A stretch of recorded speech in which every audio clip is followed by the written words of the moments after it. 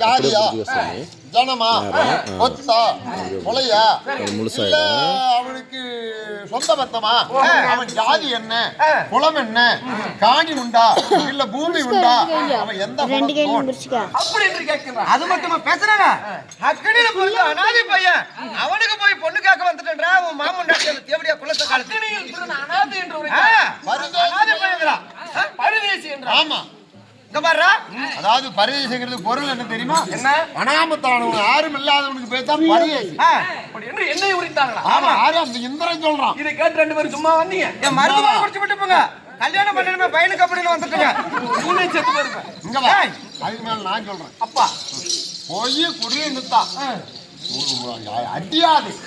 உங்க அம்மால அப்படி அடிக்கிறா. நீங்க கொடுத்துருக்கீங்களே. எங்க அப்பா கொடுத்தாங்க? அப்பா போய் பின்னால உட்காந்துட்டாங்க. அப்படி அதனால இங்க இருந்து பொண்ணு தூக்குறேன். பொண்ணு கூட பின்னால தூக்கிறான்டா. உங்க மாமையா அதாவது அத்தை என்ன அடிச்சால எங்க அம்மால அடிச்சு அடி முதுகு மட்டும் கறி மட்டும் ஒட்டுக்கா வாயாடுற சக்காலத்தி. அப்படியா? அதனால அடிக்கிற அவன் என்ன பொம்பளை வாய் பாய்ச்சினா பரவனை விட்டுறாது. ஆமா அப்படியா? பாத்துக்கிறான். அவன் தான் இப்ப பொண்ணு தூக்கிட்டு வரட்டுமா மாமையில தூக்கிட்டு முடிஞ்சா பொண்ணோட வாய் மாமையில கல்யாணம் பண்ணி கட்டிட்டு வா. போயிட்டு வா.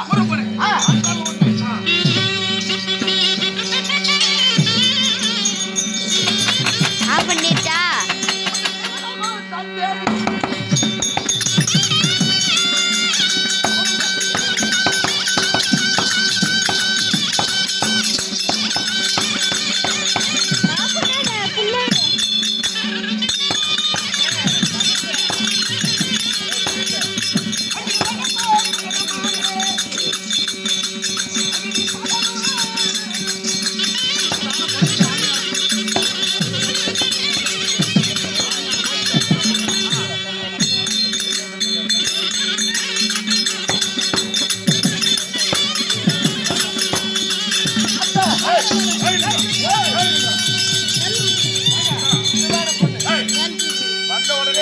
சொல்லிருக்கிறா இவதான் பொண்ணு.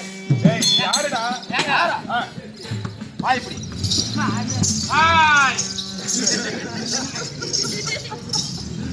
யாரா? அத்தனை யாரு என்னன்னு தெரியவே இல்லை. யாரு என்னன்னு தெரியல. யாரு என்னங்கன்னு நான் யாரு சரி முறை வச்சு அத்தங்கிறேன். யாரு என்னங்கிறது தெரியல. எங்க மாமன் இந்திர பகவான் இருக்கிறாரமே இருக்கிறாருங்கதான் இருக்கு. யாரு நீ வேலைக்காரமையெல்லாம் யாரு மாமனா? நீ யாரு? உன் நாடு என்ன? நகரம் என்ன? பேர் என்ன? சொல்லுமல்ல. சொல்லுங்கல்ல. என் பெயருங்க அக்னியில் பிறந்த அதிவீர வன்னியன். இப்படி ஒரு பையன் இருப்பானா? நெருப்பிலே பிறந்த நீலவர்ண வன்னியன். சரி எதற்கு வந்திருக்கிற? தாய் தந்தை யார் என்னன்னு கேள. இது எதற்கு வந்திருக்கிற? எதற்கா? பெண் பார்க்க வந்திருக்கிறேன். பெண்ணா? ஆமா. அவள் பெயர் என்ன? அவள் பெயர் தான் மணிமந்திரமால எங்க அம்மா சொல்லிருக்காங்க. அப்ப நான் உனக்கு கொடுக்கறன்னு சொல்லிவிட்டு நான் ஒப்ப மாட்டியே. நான் பொண்ணு கொடுக்கறன்னு சொல்லிவிட்டோம். இப்ப நம்ம மருமகனாமா? ஆமா ஆமா மருமகனா அத்தை. அப்ப இவ்வளவு நேரம் யாரையும் சொல்லாம இருந்தா ராசாத்தி. ஏய் மாமியா நான் பொண்ணு பார்த்ததே இல்லையா? எங்க ஏதாவது ஏழாவது இருப்பாருங்க அத்தை கண்ணே. இப்ப சொல்லுங்க. இப்ப நீ என் மகளை கட்டிக்கலாம் தான் வந்திருக்கிறியா? இல்ல உன் மகளுக்கு பொருத்தமான புருஷன் யாரு? நீ தான். நீ தான் தானே? நீனே தான். இங்க வா. ஆமா பொண்ணு எங்க இருக்கிறா? பொண்ணுங்கிற நம்ம அரமணில இருக்கிறா. அடிக்கலாம். ஆமா இருக்கட்டும். எங்க அம்மால என்ன சொன்னீங்க? அம்மாலவ யாருன்னு தெரியாது. அம்மால என்னமே சொல்ல. எதுக்கு என்ன சொல்லுவான்? எங்க அம்மா இடத்துல கண்ணு முண்டாட்டி அவங்கிட்ட என்ன சொல்லுவான்? எங்க அப்பதான் வாய் பேசாத ஒரு பூச்சி. ஊமையா? ஊமையா? ஊமை இல்ல. அப்படி யார் எது சொன்னாலும் கம்முன்னு வந்துருவா. அப்படி சரி. எங்க அம்மா இருக்கிறாங்களே என் தாயிடத்தில் அவனுக்கு நாடு இருக்குதா நகரம் இருக்குதா சொத்து இருக்குதா என்ன ஜாதியா குலமா அப்படின்னு கேட்டாயாமே உண்மையா? நானா? நான் கேட்கல. மாமனை கூப்பிட்டு கேளு. மாமா மகனே நான் ஒரு பொழுதும் திருமணம் கொடுக்கலாம் என்று பொண்ணு கொடுக்கலாம் என் மனசுல ஆசைதான். ஆனா கொடுக்கறேன்னு சொல்லிட்டான். இதுக்குள்ள இவன் தான் கொடுக்க கூடாதுன்னு சொல்லிட்டான். ஆமா அப்பயும் 30 சேலாயிரம் 30 ஆடை இவன் தான் கொடுக்கறான்னு போல. இப்ப இரு உங்க புத்தி உங்களை விட்டு போச்சா? அத்தை என் ஜாதி என்னன்னு கேட்டல, நாங்கள் சத்திரியன், அக்னியில் பிறந்த அதிவீர வன்னியர்கள். பொண்ணு குடுக்கறேன்னு தான் சொன்னமா தவிர வேற எதுவும் சொல்லல. உலகம் என்ன கோத்திரம் என்ன கேட்டீங்களா? எங்க அண்ணன் அண்ணன் முன்னாடி நம்ம அரமனை தேடி வந்து அவங்க பொண்ணு இல்லன்னு சொல்லுவோம்.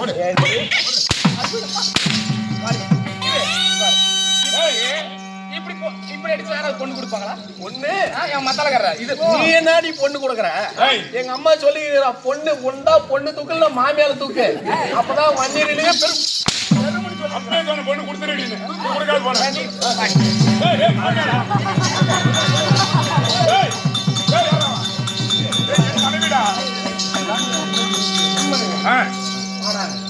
என் ஜாதி என்னன்னு கேட்டியாமே? உன் ஜாதிக்கு முன்ன கோத்திரம் என்னடா? என்ன உன்னோட ஜாதிக்கு கோத்திரம் என்ன? ஜம்புகேச முனிவர். ஜம்பு ஜம்புகேசர் கோத்திரம்டா.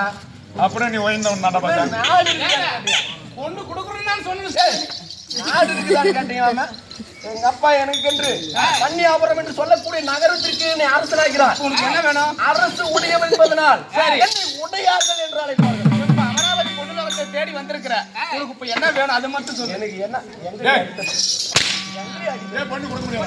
என்ன பண்ண தர முடியாது, தர முடியாது. என்ன பண்ற? என்ன பண்ணுவ? பொண்ணு நீ என்னடி தர்றது? நானே தூக்கிட்டு போறேன். பொண்ணு உரிமையோட கேட்டு அண்ணையே யாருமா அதுக்கு உண்டான மரியாதை செலுத்தி கல்யாணம் பண்ணிட்டு என் பிள்ளைக்கு பிடிச்சிக்குதான்னு கேட்கறான். மரியாதை எடுத்துட்டு போயிருப்பாரு. இந்த பையன் உனக்கு பிடிச்சிருக்குதா? தந்தையா யாருன்னே தெரியல. பிடிச்சிருக்குதா நான் என்ன சொல்லட்டும்? யாரா இருந்தாலும் என்ன அவன் நான் பிடிச்சிருக்குதா உனக்கு இல்லையா? நல்லா தான் இருக்கிறாரு, பிடிச்சிருக்குது. இப்ப என்ன சொல்றேன்? கண்ணே பொண்ணு கொடுக்கல. பொண்ணு உனக்கு தான் கொடுக்கணும். சரி விடுங்க. எப்ப வாங்கப்பட்டாலா பொண்ணு அருமையா இருக்குது. இதுக்கு வளமுறை கேட்டு கல்யாணம் பண்ணலாம். வா புறப்படு. இப்ப தாயிடத்தை கூட்டு வரேன்.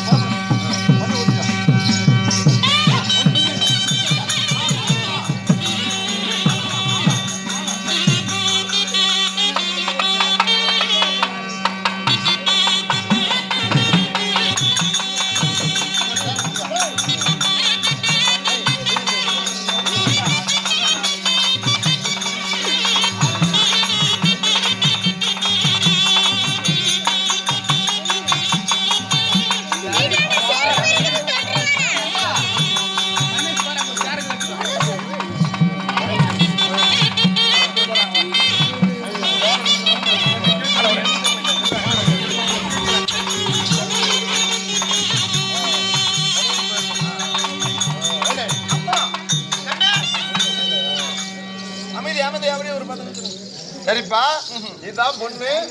எப்படி சம்மதிச்சு பொண்ணு கூட்டிட்டு வந்துட்டானே முடிக்கிறத பாரு மாமனார. மாமா இருக்கட்டும் மருமகனே. அதனால திருமணம் செய்ய ஏற்பாடு செய்யணும். அப்படியா? இது கல்யாணத்திற்கு எனக்கு விருப்பம் கிடையாது.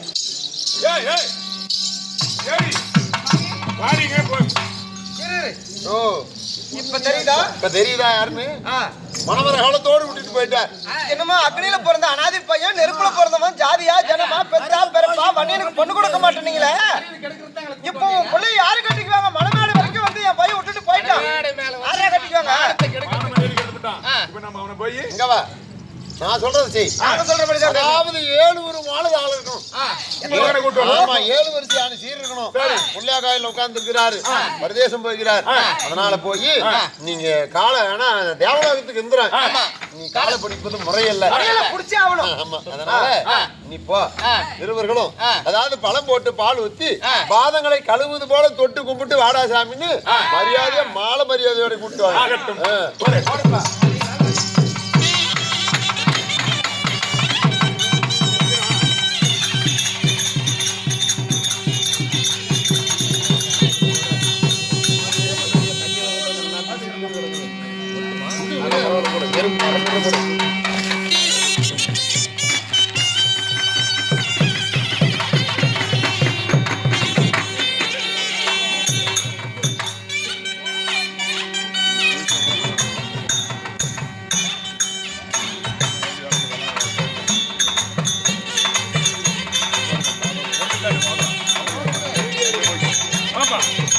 மாமியா தூங்கணும்.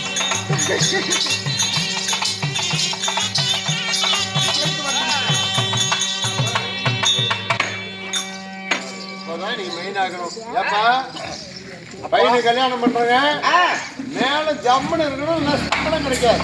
ஆமா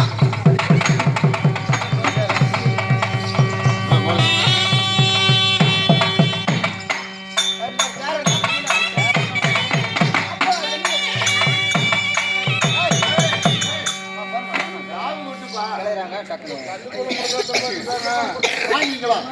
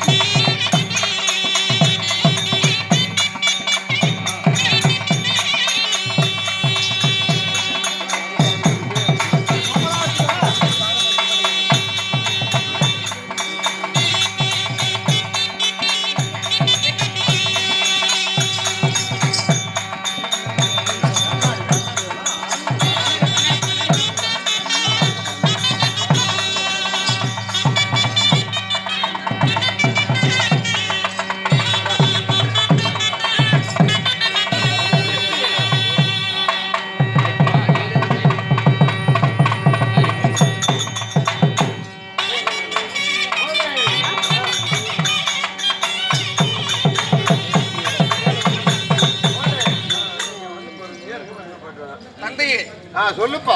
எனக்கு ஒரு சந்தேகம். என்ன? கல்யாணத்திற்கு ஏற்பாடு செய்து விட்டீர்கள். சரியா? இங்க முன்னே வைத்திருக்கிறீர்களே, ஆமா. இந்த அரசு இலை ஓஹோ. எதற்காக? ஓஹோ, இந்த அரசாணி இருக்குது. அதாவது அரசனை போல் வாழ்வு.